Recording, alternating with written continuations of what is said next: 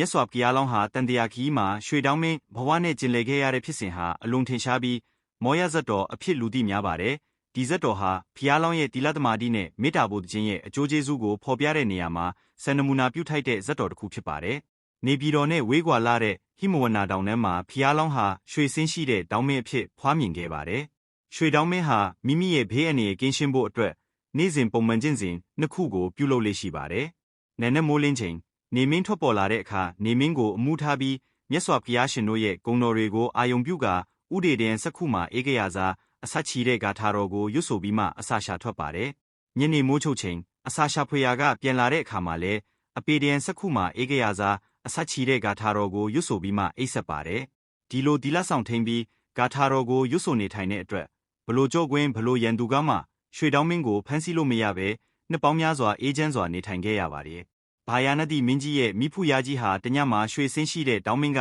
တရားဟောနေတာကိုအိမ်မက်မပါတယ်။အဲ့ဒီတောင်းမင်းကိုဖမ်းပေးဖို့ပူစာတဲ့အတွက်မင်းကြီးကမူဆိုးတယောက်ကိုစေလွတ်ပြီးဖမ်းခိုင်းပါတယ်။မူဆိုးဟာရွှေတောင်းမင်းရှိရာကိုရောက်သွားပေမဲ့တောင်းမင်းရဲ့ဂါထာတော်တန်ခိုးကြောင့်ကြော့ကွင်းတွေဟာတောင်းမင်းရဲ့ခြေထောက်နားရောက်ရင်အလိုလိုပြုတ်ထွက်ကုန်ပါတယ်။မူဆိုးဟာခုနှစ်တိုင်စ조사ပေမဲ့မဖမ်းနိုင်ပဲနောက်ဆုံးမှာအဲ့ဒီတော်ရဲမှာပဲတည်ဆုံးသွားခဲ့ပါတယ်။မူဆိုးဆက်ပြောင်းလဲစေလွတ်ပေမဲ့မအောင်မြင်ခဲ့ပါဘူး။နောက်ဆုံးစေလွတ်လိုက်တဲ့မူဆိုးကတော့ရွှေတောင်းမင်းရဲ့အားနည်းချက်ကိုရှာဖွေပါတယ်။ရွှေတောင်းမင်းဟာဂါထာယူနေတဲ့၍ဖမ်းမရဘူးဆိုတာသိသွားတဲ့အခါမှာမူဆိုးဟာ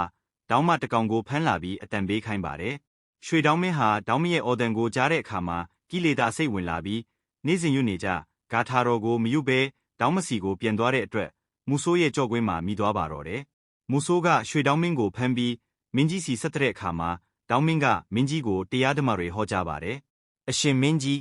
အတေကောင်ဖြစ်တဲ့ကျွန်ုပ်ကိုစားသုံးခြင်းထက်အသက်ရှင်နေတဲ့ကျွန်ုပ်ရဲ့တရားစကားကိုနာယူခြင်းကပိုပြီးအကျိုးရှိပါတယ်။လို့ဆိုကတီလာရဲ့တန်ခိုးနဲ့မေတ္တာတရားရဲ့အေးချမ်းပုံကိုဟောကြားခဲ့ပါတယ်။မင်းကြီးဟာကြီးညိုလုံးလို့ရွှေတောင်းမင်းကိုဘေးမဲ့လွတ်ပြီးဟိမဝန္တာတော်စီပြန်လဲစေလွတ်ခဲ့ပါတယ်။ရွှေတောင်းမင်းကိုဖမ်းပြီးမင်းကြီးစီဆက်တဲ့အခါမှာတောင်းမင်းကမင်းကြီးကိုတရားဓမ္မတွေဟောကြားပါတယ်။အရှင်မင်းကြီး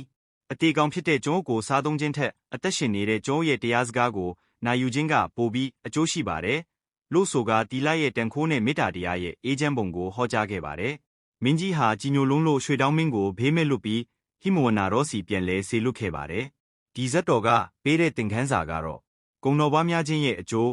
ဘုရားဂုဏ်တော်ကိုအာယုံပြုနေတဲ့၍ဘေးအန္တရာယ်ကင်းဝေးစေပါတယ်။တတိမမူကူမမြင်ကိလေသာစိတ်လွှမ်းမိုးသွားတဲ့အခါမိမိရဲ့အကာအကွယ်ဖြစ်တဲ့တတိနဲ့တီလာလွတ်သွားတတ်ပြီးအန္တရာယ်နဲ့ကြုံတွေ့ရတတ်ကြောင်းဖော်ပြထားတာဖြစ်ပါတယ်။